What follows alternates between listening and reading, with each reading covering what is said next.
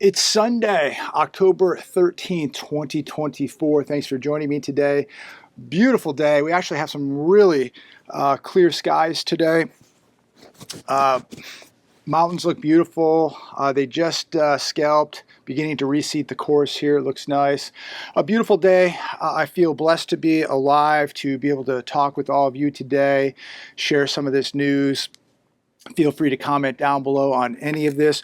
I want to start with this first article. This has been flooding the internet today. Many of you probably have already read about this, but if you haven't, armed man arrested outside Trump's Coachella rally, and sheriff says it possible third assassination. The sheriff's department, Chad Bianco, said we probably stopped another assassination attempt. Suspect, 49-year-old Las Vegas resident Vem Miller, was caught at a checkpoint a quarter mile from the rally yesterday with a loaded shotgun and a high-capacity mag with a handgun. So the FBI is saying that they don't believe it was an assassination attempt. In fact, I think this gentleman posted a $5,000 bail. He is out on bail right now. I don't know. Do you believe what the FBI is saying, that it's not a threat, that this guy didn't have any bad intentions, but he's got loaded weapons a quarter mile from the rally? I don't know. I really don't know. What are your thoughts on this? Have you read about this? You watching any news about this? Comment down below. Is there more to it than what they're telling us? Is the guy just at the wrong place at the wrong time? I don't know. I think it's a little odd, though, that this gentleman has two armed weapons a quarter mile away from the rally and gets pulled over or stopped at a checkpoint and searched. So we have a very, very good sheriff here, Chad Bianco. He's done a wonderful job. And I'm going to probably take his word for it. We probably stopped another assassination attempt. That is the quote from Chad Bianco, Riverside County Sheriff. Let me know your thoughts on that.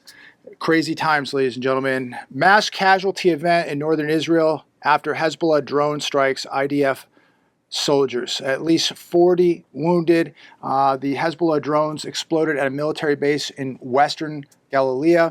So things are escalating, tensions are rising.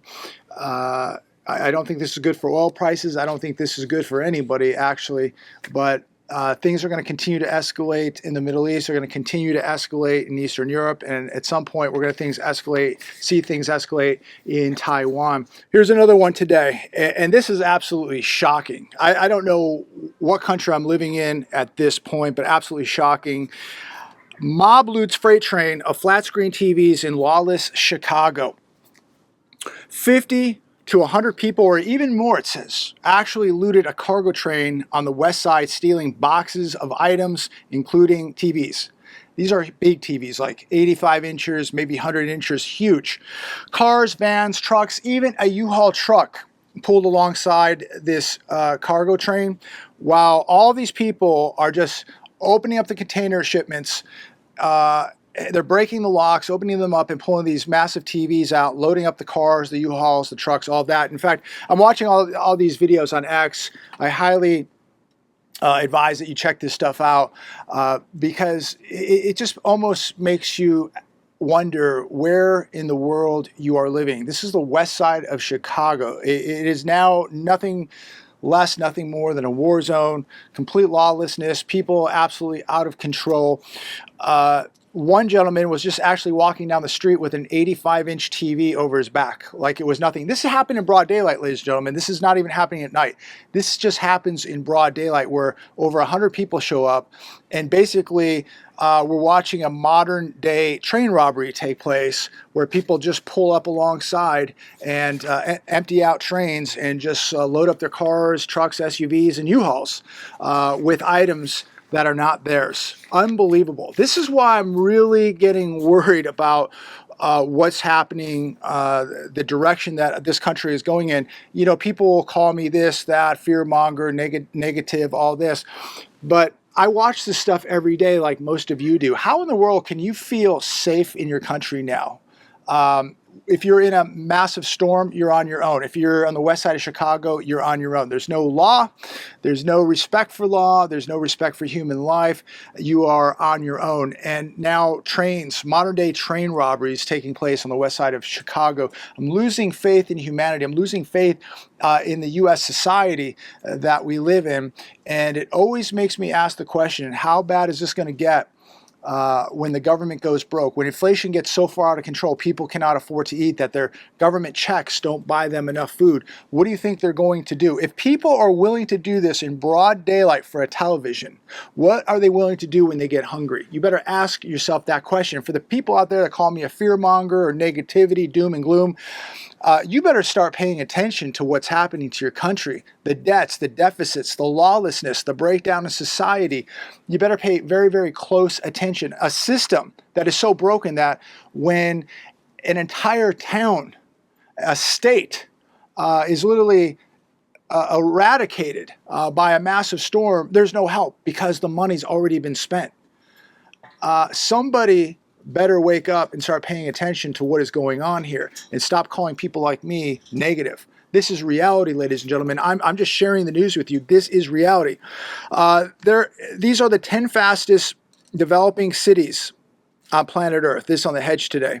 I won't go into every one of them. Most of them were in India. Another one in Saudi Arabia, Vietnam, the Philippines, China. Definitely not Chicago. There are no fastest developing cities on earth in the United States of America. They're in other places.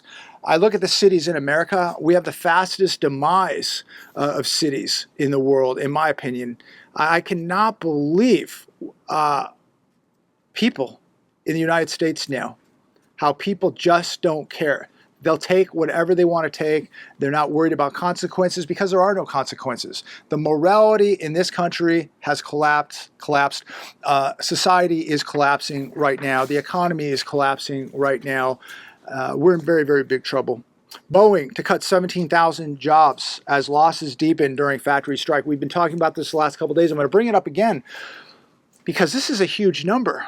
This is 17,000 jobs. These people own houses. They have credit card debt. They have auto debt. This is going to be a huge repercussion to the U.S. economy, losing 17,000 more jobs on top of all the other jobs that we've lost and continue to lose. And again, popular convenience stores, 7-Eleven, this is on Daily Mail, set to close over 400 locations. We've been talking about this.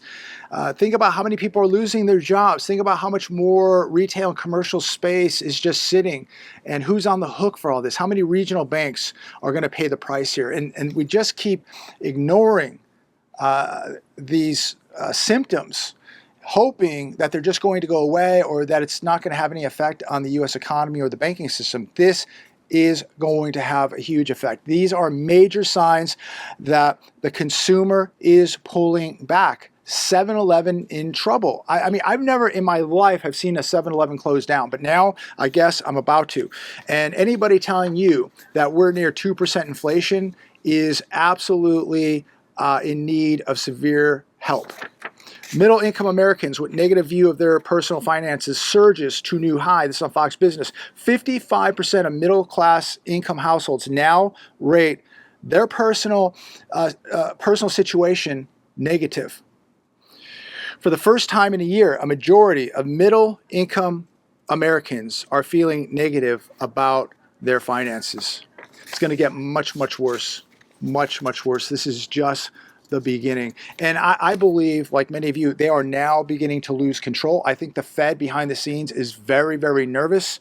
I think that a lot of people now are having a very difficult time sleeping at night because the bills are piling up. A spouse has lost a job. They're in jeopardy of losing their job. People now are thinking, how much time do I have before I lose my job? Do whatever you need to do, ladies and gentlemen, to keep your job. Don't lose your job. This is a great time to maybe add additional hours, a side hustle, start bringing in some side income. You got to have reserves put away because it's inevitable. Many, many more Americans are about ready to lose their jobs, and they're not prepared to lose their jobs. So what happens when this happens? when they lose their job. Their little world is going to be in chaos. Their bubble will burst.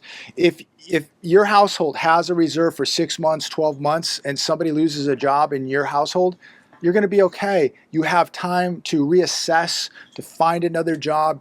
You're not gonna panic because you have that 6 to 12 month cushion. San Francisco to shutter 9% of public schools as budget crisis explodes.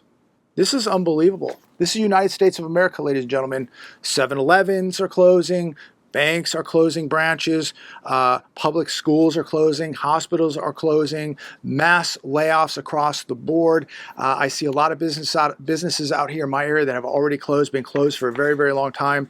A lot of vacant real estate. And more of it is going to continue to pile up. Another one. Fidelity says data breach exposed personal data of 77,000 customers. This breach was detected August 19th. We're just finding out about it now. This is the world's largest asset manager. Now, they didn't get into people's accounts, but they did get social security numbers and driver's license numbers. So how safe is your money sitting on a computer screen? I talk about this daily. Many of you comment on it. People have a very false sense of security that their money is safe sitting on a computer or in a computer. People are basically using digital money. They use computers every day. They go to their brokerage accounts. They go to their bank accounts. They go to their credit card. Everything runs through a computer. What if that computer didn't work? What if there was a massive breach, massive cyber attack? What would you do? People could be wiped out temporarily, maybe for even longer. But in the meantime, how do you eat? How do you put gas in your car? How do you survive if you have no access to money? Again, as I've mentioned many times, to have that cash reserve put away, you need to have a reserve put away for an emergency. Maybe you didn't lose your job, but what if there was a massive breach at your brokerage or your bank and you had no access to money? Where's the money going to come from if you don't have some money outside of the system? Get some money outside of the system, ladies and gentlemen. Now, a real tragic article here. Some of you may have seen this on the news. Doorbell video shows murder suspects pose as energy workers before allegedly taking the life of a Detroit jewelry store owner. I watched this video where these two guys dressed in uniforms from the gas company and holding paperwork up that, hey, we're from the gas company. There's been a gas leak detected here. We need to check your house. And this gentleman let these guys in. First off, I think it was 10 p.m. at night. Never let anybody in your house, ladies and gentlemen. Call the gas company, call the utility company and say, hey, who's here? Do you have somebody in front of my house? What's their name? Do not let these people in. They said we're DTE, which is their gas company there in Detroit. And we're here checking for gas leaks. Hussein Murray lost his life. His wife, they tied her up for hours. She was hospitalized from injuries. They're not even sure what this gentleman died from. They said it was very gruesome. This is where we're at today, ladies and gentlemen. You got to be so careful. If somebody thinks you have something, you obviously, this gentleman had a jewelry store. They targeted him. And he certainly, I don't think, was prepared for what was about to happen, obviously. My heart goes out to this family, this gentleman. Nobody should have to die like this. I hope they catch these two. I'm not going to say what I think they are. I hope they catch them. These people need to pay a price, severe price, but this could be anybody. You need to have security at home. Don't let anyone in your home, ladies and gentlemen. We're seeing more and more of this every day on the news. I want to close with this. We're hearing a lot more about the division in this country. The word civil war has been passed around quite a bit on the internet. Is it inevitable? Let me know your thoughts. Is it inevitable? Are we going to see civil unrest, civil war in America? You know, it's possible when you have so many people dependent on the system. They're dependent on Social Security, Medicare, Medicaid, welfare, public housing, food stamps, all this while we have a massive budget crisis. Is it inevitable? You tell me. A massive budget deficit could result in hyperinflation or hyper taxation. They're preparing to take your retirement fund, your home in a budget crisis while cutting spending that will result in loss of service, rioting, and collapse. Think about how this could actually expand into other things. If we were having civil war in America, think about outsiders. Think about even cartels coming in and disrupting things. Think about all the outsiders that are here. And what part would they play? What part would China play? Russia play? There could be a lot of players involved in a civil war in America because we'd be extremely weak. Hard to say. But the president did say that they would fly F-16s, over American cities to stop it. So they're saying that they would actually use F-16s and possibly bomb U.S. cities. But what happens when you don't have any bombs left in America? We've shipped out, half of our oil, depleting our strategic petroleum reserves. We've shipped out so many munitions, bombs, drones, F-16s. We're very, very depleted. So I don't know if the U.S. government could win a war against its own people at this point because they've given up all their weapons. And a lot of people just in the military wouldn't go along with it, and many just will not join the military at this point because they just see the moral corruption of the military. So I think they would have a very, very big problem against enough Americans, that's for sure. And it wouldn't take half of America or 25% of America, it'd take 3 to 5% max. And they would have very, very big trouble. But what if other players came in, such as Russia, China, maybe the cartels, could be very, very interesting. I hope that never happens. I pray to God that never happens. But we see TV shows, we see the movies, we see articles. Civil war has been passed around quite a bit lately. So, as I leave you today on this beautiful, beautiful Sunday, prepare, ladies and gentlemen, prepare. The grass is green, the skies are blue, the sun's out, the birds are chirping, everything's beautiful. But things can change in an instant, and your life can change very, very quickly. So keep exercising situational awareness, keep preparing. Somebody commented today and wrote me that said, hey, I should be telling people, make your own clothes, garden, grow your own food, do this all yourself, do that all yourself, get your own water, dig a well. What this person doesn't understand is the majority of Americans don't live in the country. The majority of Americans live in places like this, in gated communities. They live in condominiums. They live in apartments. They live in neighborhoods, and they live in areas where you can't even grow a garden out here. It was 124 degrees twice this year. I think we got 2 tomatoes. It's too hot to grow literally anything out here. And if you did grow a garden, do you think you're going to get a year's supply of food growing a garden in your backyard in Indiana? Maybe if you're a big enough backyard, but most people live on a 6, 7, 8,000 square foot lot with a house. So, it's nice that you can grow maybe a couple tomato plants and some lettuce and some onions, but you're probably not going to grow enough to survive year round. So a lot of people don't quite understand that most of America just doesn't live in these type of areas. Great, you can make your own clothes, you can do that. We're not going to be able to dig a well here in the city. Most people can't dig their own well in a city. We have city water. They would never allow that. If you live in the county, sure, you can do that if you have water where you live. But a lot of people just think like it's just so easy that I'm just going to grow a year's supply of food in my backyard. I'm going to dig a well right here on the golf course, have my own water. I'm going to knit my own sweaters and my own pants.